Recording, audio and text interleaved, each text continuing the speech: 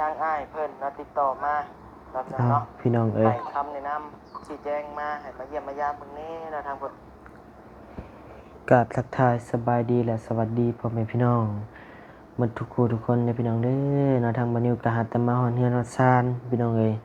หาแต่มาฮอดบ่อนอยู่บ่อนเช้าพี่น้องเอ้ยเนาะอยู่ห้องอยู่หอบ้านนิวนี่แหละพี่น้องเอ้ยยังบ่ทันได้อาบน้ำซ้ำพี่น้องเอ้ยเนาะมาชงเสือเก่าอยู่หาแต่มาฮอดพี่น้องเอ้ยกระเป๋าก็หาแต่ปลด โอ้ยพี่น้องเอ้ยกระเป๋าก็ขาดละ ขาดหมดเลยเพราะมันเป็นของปลอมนะพี่น้องเลยนะเป็นกระเป๋าของปลอมชื่อ90,000กีบขาดหมดเลย นี่เป็นยังเนาะพี่น้องเลยซื้อ80,000กีบพี่น้องเลย100 กว่าบาทก็ขาดหมดละใส่บอด2 เดือนซัมบอพี่น้องเลยเนาะแต่เป็นซื้อหน่อยแพงแต่ยังทันได้มีเงินพี่น้องเอ้ยใส่นี่ไปก่อนพอได้พายใส่ก็ใส่โทรศัพท์พี่น้องเอ้ยเนาะใส่มุ้งใส่ไม้ไปสั่นละพี่น้องเอ้ยเงินสิใส่ก็บ่หลาย ใส่โทรศัพท์เอาพี่น้องเอ้ยเนาะมาพบน้ำบานิวอยู่ในห้องเด้อพี่น้องเด้อเนาะแต่เดินทางมาฮอดทางบานิวก็ได้เพื่อสิฮอดก็เป็นเวลาใส่ปึ๊บเป็นเวลาใส่ดับแหละ8:32 นาทีพี่น้องเอ้ยเนาะก็มืดครึ้มละค่ำเรียบร้อยพี่น้องเอ้ยเพื่อสิเดินทางมาฮอดก็ระยะทางก็ไกลพี่น้องเอ้ยเนาะไปกลับก็ตกอยู่100 กว่ากิโลเพื่อเอาเลาะนั่นเลาะนี่อีกก็ตกไปเกือบ200แต่ละมื้อแต่ละวันบ่นิวแล่นรถเนาะรถบานิวไซน่ะตอนซื้อมานะมีอยู่แสนน้อยๆนี่แหละแสนนิดๆนี่แหละแสนกว่ากิโลพี่น้องเอ้ยมาบัดนี้บานิวมาเฮ็ด YouTube นี่ยังบ่ฮอดปีซ้ำรถฮอด300,000 กว่าโลเลยพี่น้องเอ้ย เข็มไม้รถบานิวฮอด300,000 กว่าโลล่ะตอนนี้ไปเช็คสภาพอีกบาดนี้พี่น้องเอ้ยเนาะ300,000แล้วว่าคะแนนมาใส่ในชีวิตประจำวันปกตินี่บ่ฮอดเด้พี่น้องเอ้ยเนาะระยะ2 ปีนี่รถบานิว2 ปีนี่แหละ2 ปีนี่แหละ2 ปีปลายแหละรถบานิวซื้อมาพี่น้องเอ้ยเนาะใส่หนักแฮงพี่น้องเอ้ยเนาะป้าโตพี่น้องเอ้ยหนักอยู่พี่น้องเอ้ย300,000 โลแหละขนาดว่าหาแต่บุกเบิร์นบางได้นี่ได้พี่น้องเอ้ยเนาะยังบ่ฮอดปีซ้ำยันเบิ่งรถคันนี้ตายคามือบานิวอยู่พี่น้องเอ้ย คะแนนมันตายก็จักสิเอารถทางใดมาขี่บาดนี่พี่น้องเอ้ย รถมันก็เก่าแน่พี่น้องเอ้ยเนาะ1เก่า2มันก็หมดคุณภาพหลายอย่างหลายแนวแหละพี่น้องเอ้ยเนาะเรื่องจักรเรื่องหยังมันก็ใครแต่ว่าจักรToyota มันทนอยู่พี่น้องเอ้ยเนาะก็ยังบ่ได้สอหยังเนาะตั้งแต่วันนี้ขี่มาก็ยังบ่ได้สอบ่ได้สนหยังเรื่องจักรพี่น้องเอ้ยมันสอเนี่ยก็มีแต่เรื่องช่วงล่างเนาะพี่น้องเนาะช่วงล่างแน่ระบบไฟนั่นนู่นนั่นนี่แหละพี่น้องเอ้ยเนาะก็บ่ได้สอถึงว่ามันสอดอกพี่น้องเอ้ยเนาะมันปกติของรถเก่ามันเป็นนั่นแหละสายขาดบ้างนั่นนี่ขาดตายบ้างเนาะพี่น้องเนาะก็ปกติของรถเก่าเพิ่นพี่น้องเอ้ยแต่เรื่องจักรมันบ่เรื่องนั่นนี่ก็เรื่องช่วงล่างนี่ก็ปกติของรถเพิ่นนะพี่น้องเนาะแต่เรื่องจักรยังบ่เคยสอจักเทื่อพี่น้องเอ้ยกับค่ำกับคูณอยู่รถคันนี้พี่น้องเอ้ยเนาะ แล้วก็เรื่องช่วงล่างมันจะตามกาลเวลาแหละรถเฮามันไปบุกบืนหลายโพดพี่น้องเอ้ยเนาะมันก็เลยเฮ็ดสึกล้อไปง่ายพี่น้องเอ้ยเนาะเพราะว่าคือพี่น้องเห็นแหละบ่นิวก็ไปบุกไปบืนเนาะพี่น้องเนาะมันเกินกำลังรถเด้เฮาไปค่อนข้างคลุกคลุกคลิกนะมันเป็นรถรุ่นเตี้ยไอ้พี่น้องเอ้ยเนาะอะไรมันก็อาจสิบ่แข็งแรงเท่ารถรุ่นสูงเนาะมันบ่ได้เฮ็ดมาเฉพาะลุยเด้มันเฮ็ดมาขี่ในเมืองซื่อๆพี่น้องเอ้ยกระบะเตี้ยนะบัดนี้รถเฮ็ดไปแต่งแปลงสภาพมันบัดนี้พี่น้องเอ้ยใส่ตีนใหญ่ยกสูงบัดนี้แฮงนักตื่มบัดนี้พี่น้องเอ้ยแฮงแพ้ช่วงล่างบัดนี้แถ มไปขี่อันคนทางลูกล่างอีกบาดนี้ป้าโตมันก็เนาะพี่น้องเอ้ย บ่เพกอ่ะ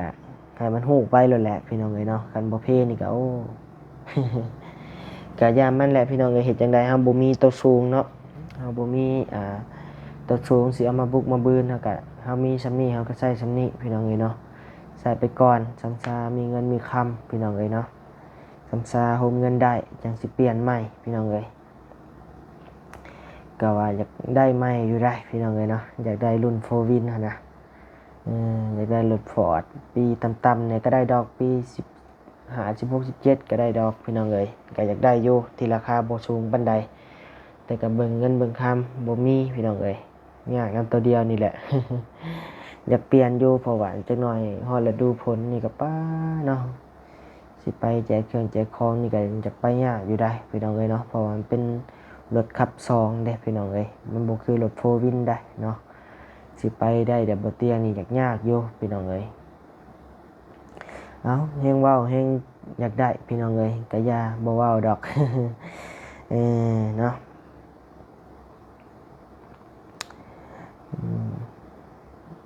บ่คันว่าได้อลีก็บ่เอามือหนึ่งดอกพี่น้องเอ้ยเนาะเอาจากมือสองปีเก่าๆแน่ราคาบ่แพงก็ใครแน่พี่น้องเอ้ยเนาะไปดาวเพิ่นมาพอได้ขี่ก็อยากได้อยู่พี่น้องเอ้ยมีเงินถอเพิ่นจัก200,000 บาท 300,000นี่ก็น่าจะได้อยู่เนาะต้องรอเบิ่งเพื่อสิโฮมเงินได้ 2-300,000 บาทก็บ่แม่นเรื่องง่ายบ่นี้ก็ได้ทุกมื้อนี่ก็เฮ็ด YouTube มาก็ค่าโฆษณาก็น้อยหน่อยพี่น้องเอ้ยเนาะจมก่อนบาทหนึงค่าโฆษณาก็น้อยแฮงพี่น้องเอ้ยเนาะบ่คือตะกี้ค่าโฆษณาก็แทบว่าเงินบ่จุ่มเดือนพี่น้องเอ้ยบ่จุบอหลีอะลอนี่แหละเนาะทางบ่นิวก็ได้ขายได้ทางพ่อๆแม่ๆเพิ่นเนาะพี่น้องเนาะบิแบ่งให้ค่าน้ำมูกน้ำมันเฮาก็บ่ได้ก็พอได้เนาะพี่น้องเนาะก็บ่ได้ประมาทบัดคุณพี่น้องเอ้ยพอได้เติมน้ำมูกน้ำมันอยู่แต่อันเงินเฮามาก็ซื้ออยู่ซื้อกินซื้อของผักของต้อนมันก็บ่พอเดือนคือเก่าพี่น้องเอ้ยคะแนนว่าบ่มีทางพ่อๆแม่ๆเพิ่นส่งมาเทื่อละ 1,000 2,000 5,000เทื่อละ500-600ก็แฮงสินักตื่มได้พี่น้องเอ้ยเนาะใครแต่มีทางพ่อๆแม่ๆเนาะทั้งเอื้อยทั้งน้องเพิ่นส่งมาซอยค่าน้ำมูกน้ำมันก็โอ้ยดีใจแฮงพี่น้องเอ้ยเนาะแล้วก็มีมื้อนี้ก็มีข่าวดีมาเนาะพี่น้องเนาะมีข่าวดีทางบ่นิวแน่แล้วก็น้องน้อยแล้วก็น้องลอยน้องลี่น่ะน้องลี่แล้วก็ทางพ่อตู้กับหลานพี่น้องเอ้ยเนาะมีข่าวดีมาก็เป็นแม่เจ้าเดียวกันเลยพี่น้องเอ้ยเนาะแม่ผู้หนึ่งผู้เดียวเลยนะพี่น้องเนาะแม่เพิ่นก็ฝากเงินฝากคำมาให้บัดนี้เป็นสะพานบุญให้นะพี่น้องเนาะจำนวน 10,000 บาทพี่น้องเอ้ยเนาะก็บัดนี้ยังบ่ไปรับเงินดอกพี่น้องเอ้ยเนาะเป็นเงินจำนวน 10,000 บาทก็ยังบ่ไปถอนเอาเงินมาซ้ำพี่น้องเอ้ยเพิ่นฝากมา 10,000 บาทค่าธรรมเนียมก็ตีไป200 บาทพี่น้องเอ้ยเนาะค่าธรรมเนียมค่าเพิ่นหักออกนั่นแหละ200 บาทพี่น้องเอ้ยเนาะก็ยังบ่ไปรับเงินมื้ออื่นพู้นแหละจังสิไปรับเงินอยู่ห้านเพิ่นเพราะว่ามันเป็นบัญชีห้านเพิ่นนะมื้ออื่นจังสิไปรับเงินนะพี่น้องเนาะมีเงินอยู่จำนวน 10,000 บาทชาติลายเลขกลมๆนะพี่น้องเนาะอีก200 บาทก็เดี๋ยวบัดนี้ออกค่าธรรมเนียมให้ก็ได้บ่ยากดอกเนาะพี่น้องเนาะรายเต็มๆ 10,000 บาทเลยก็10,000 บาทก็ทางแม่เพิ่นให้บัดนิว 1,000 บาทก็ยังเหลือ 9,000นะพี่น้องเนาะแล้วก็2ก็น้องลี่น้องลอย 1,000 บาท3ก็เป็นของพ่อตู้กับหลานก็ 2,000 บาทพอดีของน้องน้อยนี่ 6,000 บาทเด้อพี่น้องเด้อเนาะสมทบเข้ามาใหม่เฮ็ดห้องน้ำห้องในให้ได้โบกบ่หรือแนวใดให้ได้โบกแล้วก็ส่วนที่เหลือก็ให้ไปเป็นทุนสร้างเรือนหลังใหม่เนาะพี่น้องเนาะจักสิได้หยังแน่แหละวันนี้ก็ยังบ่ฮู้พี่น้องเอ้ยเนาะเดี๋ยวลองถามพ่อสร้างก่อนเนาะให้เพิ่นแล้วจากเฮ็ดห้องน้ำห้องในเนาะพี่น้องเนาะจังสิให้พ่อสร้างเพิ่นไปไล่เนาะพี่น้องเนาะยกเสาต้นละเท่าใดแล้วก็บล็อกสิใส่ได้จักก้อนนะแล้วก็เทคานสิใส่ปูนจัก สอบพี่น้องเลยเนาะเอตั้งเสาเฮือนใหม่หั่นแหละพี่น้องเลยเนาะแต่ตอนนี้ก็งบยังบ่ครบดอกเนาะพี่น้องเนาะก็มีมาอยู่เพิ่มอีกมื้อเช้านี่ก็500,000กีบพี่น้องเลยเนาะมื้อเพลมานี่ก็ทั้งแม่เพิ่นก็มีเพิ่มมาอีก 6,000 บาทเด้อพี่น้องเด้อเนาะเงินน้องน้อยเฮามีเพิ่มมาอีก 6,000 บาทก็พอดีอยู่เอาไปแล้วบานิวทอนเป็นเงินกี่มาจังหวะกันนะพี่น้องเนาะตอนนี้ก็ยังเป็นเงินอยู่ในห้างพันโยใช้ไม้กันสั้นแบตเมดชิบได้อยู่บ่ได้อยู่พี่น้องเอ้ยไม้กันสั้นแบตเมดเนาะก็จังหวะกันอีกจังไปรวมยอดอยู่เฮือนน้องน้อยเอาก็ได้พี่น้องเอ้ยเนาะเดี๋ยวมื้ออื่นจังสิไปแจ้งให้น้องน้อยได้ฮู้ได้ฟังนำกันนะพี่น้องเนาะกะนี่แหละพี่น้องเอ้ยเนาะเปิดคลิปเปิดภาพมามื้อนี้ก็มาแจ้งข่าวดีพ่อแม่พี่น้อง FC แล้วก็ทั้งน้องน้อยแล้วน้องลอยน้องลีทั้งพ่อตู้แล้วก็กับหลานพี่น้องเอ้ยเนาะมีแต่มื้ออื่นทางบ้านนิวก็สิไปหับเงินแล้วบ้านนิวก็สิไปซื้อมีเนาะมีก็คือว่ามาม่าแหละพี่น้องเอ้ยเนาะมาม่าสิ้นแห้งปลากระป๋องแล้วก็เครื่องใช้ของซอยเล็กๆน้อยๆแล้วก็บ้านนิวสิเอาเครื่องเสื้อผ้าจากทางเอื้อยๆอ้ายๆเพิ่นทั้งพ่อทั้งแม่เพิ่นแบ่งมาให้บัดนี้ไปแจกนั่นแหละสิเอาส่งเสือเด็กน้อยนั่นไปให้ร้านประตูเพิ่นนะพี่น้องเนาะเห็นแล้วก็อีต้นประตูเพิ่นก็บ่ได้คอหยังหลายพี่น้องเอ้ยเนาะคอแต่ว่าอยากได้ส่งเสือให้หลานว่าซั่นเนาะกับแต่ว่าเรื่องไฟลงพื้นกับประตูเพิ่นก็บ่เอ่ยปากดอกแต่ว่าบัดนี้คิดว่ามันน่าจะเป็นเรื่องจำเป็นแหละพี่น้องเอ้ยเนาะไฟฟ้ากับประตูเพิ่นเข้าแล้วเรียบร้อยแล้วแต่ว่าอาจจะมีติดข้องติดขัดในบอนใดบอนหนึ่งนี่แหละพี่น้องเนาะอยู่ในมันอาจจะสายขาดบ่หรือในใดก็จังว่ากันเนาะพี่น้องเนาะพอตู้เพิ่นให้เพิ่นมาเช็คแล้วแต่ว่ายังบ่มีเงินค่าสร้างแป้งให้เพิ่นว่าซั่นเนาะอันนี้เป็นไปได้บ่นิ้วก็คันมันพอก็จากแป้งไฟแล้วหั่นแหละพี่น้องเนาะพอมันหุงเฮืองแถวนั้นเนาะพี่น้องเนาะในเฮือนในซานเราอันนี้แหละพี่น้องเนาะว่าอยากทางบาเตียงขึ้นไปแจกเครื่องจักรของบัดนี้ก็ว่าอยากไปน้ำอยู่แต่ก็เรื่องเงินเรื่องคำแหละว่าตรงๆหลอนๆซะพี่น้องเนาะยากน้ำเงินน้ำคำนี่แหละเติมน้ำมันค่าใช้จ่ายค่าของค่าฮอเนาะพี่น้องเนาะทุกมื้อนี้ก็ยอดวิวก็คือว่าได้อยู่แต่ว่าค่าโฆษณาก็อยากต่ำแห้งพี่น้องเนาะช่วงนี้ก็ได้เงินเดือนออกมากกะบ่พอกินพี่น้องเนาะบ่พอจ่ายบ่พอใช้ซ้ำแต่ละเดือนก็ได้บัดนี้เฮ็ด YouTube มานี่ก็ป้าเบิดเงิน80 กว่าล้านพี่น้องเนาะไหลที่เห็นเลยล่ะไหลแบบเห็นเลยโทรศัพท์บัดนี้ใช้ถ่ายรูปถ่ายคลิปนี่ก็ตกอยู่20ล้านกีบเนาะพี่น้องเนาะก็ 30,000 บาทอยากได้มาถ่ายมันภาพแจ้งนี่แหละพี่น้องเนาะตะกี้บัดนี้ก็ใส่โทรศัพท์นี่แหละราคาล้านปลายนี่บ่พี่น้องนี่แหละก็เลยว่าซื้อลงทุนไปเนาะพี่น้องเนาะ20 ล้านกีบพี่น้องเนาะไม่อีกพี่น้องไม่นี่ใครแต่บัดนี้บ่ได้ซื้อเนาะเป็นของมรดกตกทอดมาจากบ่อเตียงบ่อลีพี่น้องเนาะแบ่งมาให้บัดนี้ใช้คันชื่อนี่ก็ตกไป10,000 บาทอีกได้นี่พี่น้อง10,000 กว่าบาทได้นี่แต่มันก็เปิดดับๆมาแล้วพี่น้องเนาะมันก็ เปิดดับอยู่เนาะง่ายเพิ่นบ่ใช้อ้ายเพิ่นก็ใช้อยู่แหละพี่น้องบ่นิวเห็นอ้ายเพิ่นใช้อยู่แต่ว่าอ้ายเพิ่นว่าบ่ได้ใช้ว่าเอาให้บ่นิวซะว่าซั่นเนาะแต่บ่นิวก็เอาเพราะว่าเราเพิ่นบ่เห็นบ่นิวมีไม้เด้ไม้บ่นิวตกน้ำส่งนะพี่น้องบ่ซั่นก็บ่มีไม้บ่มีไม้ใช้ทุกแทบคู่มื้อนี่พี่จัก ไม้กันสั่นกับบอลลี่ซื้อให้พี่น้องเนาะเป็นของขวัญปีใหม่บอกเพิ่นซื้อให้นะก่อนนั้นบัดนิวลงใต้เลยเพิ่นซื้อให้นะพี่น้องเนาะเพิ่นให้เพิ่นบอกบัดนิวว่าได้เงินจังมาคืนเพิ่นบัดบัดนิวเงินไปคืนเพิ่นแล้วเพิ่นบ่เอาแล้วก็เรื่องนี่แหละการเดินทางก็หมดไปหลายพี่น้องเนาะหมด80 กว่าล้านพี่น้องเป็นเงินบาทก็แสนกว่าบาทนี่แหละพี่น้องเนาะหลายเลยยืมแม่แน่อะไรกันนั่นนี่โอ้ยหลายอย่างพี่น้องบ่อยากสิว่า แต่มาฮอดปัจจุบันนี้เฮ็ดจนฮอดปีหนึ่งแหละจนสิเข้าปีแหละยังบ่มีเงินเก็บอยู่แหละพี่น้องเอ้ยยังบ่ได้คืนอยู่มันบ่เป็นตาสิได้นะพี่น้องเอ้ยเนาะมันบ่ได้เป็นก้อนมันได้มามันก็ได้จ่ายหมดนะบ่นิวคิดว่าคือแต่มันไปเห็นคนทุกข์คนยากครับสิบ่จกให้เพิ่นเลยมันก็บ่แม่นล่ะพี่น้องเอ้ยเนาะมันก็คือใจดำใจแหล่เพิ่นนะไปถ่ายเพิ่นเลยบ่เอาหยังให้เพิ่นนะแม่นอยู่ว่าเฮาขับไปซอยเนาะพี่น้องเนาะเฮาก็อยากซอยนะเห็นแล้วเฮาอีต้นแล้วเฮาอยากจกพี่น้องเอ้ยของผักของต้อนก็อยากให้พี่น้องเอ้ยเนาะก็คือพี่น้องฮู้แหละเนาะบัดนี้ใส่น้ำมันก็มื้อละ 300,000 พี่น้องเอ้ยเนาะมื้อละ 300,000ของกินบ่นิวเองแต่ละมื้อก็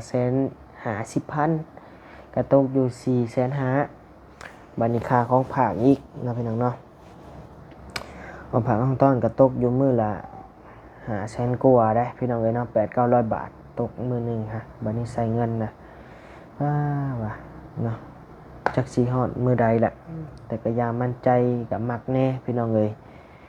ก็สู้ไปนี่แหละนะพี่น้องเนาะทางอ้ายเพิ่นก็ซัพพอร์ตดีอยู่เนาะทางบ่ลีบ่เตียงบ่ยาวบ่ตูนนั่นนี่ก็โอ้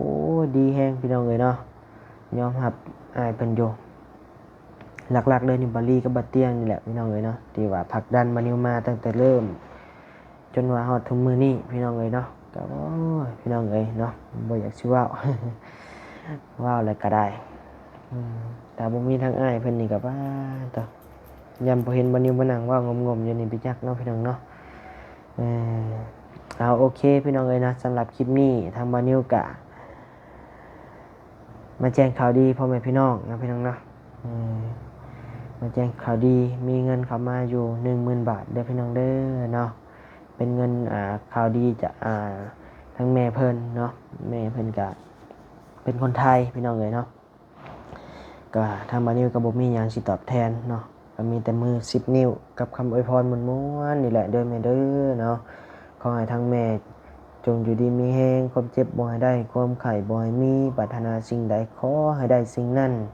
สมความมุ่งมั่นปรารถนาอย่าเจ็บอย่าจนพร้อมด้วยครอบครัวทางแม่เด้อเนาะขอให้ร่ำให้รวย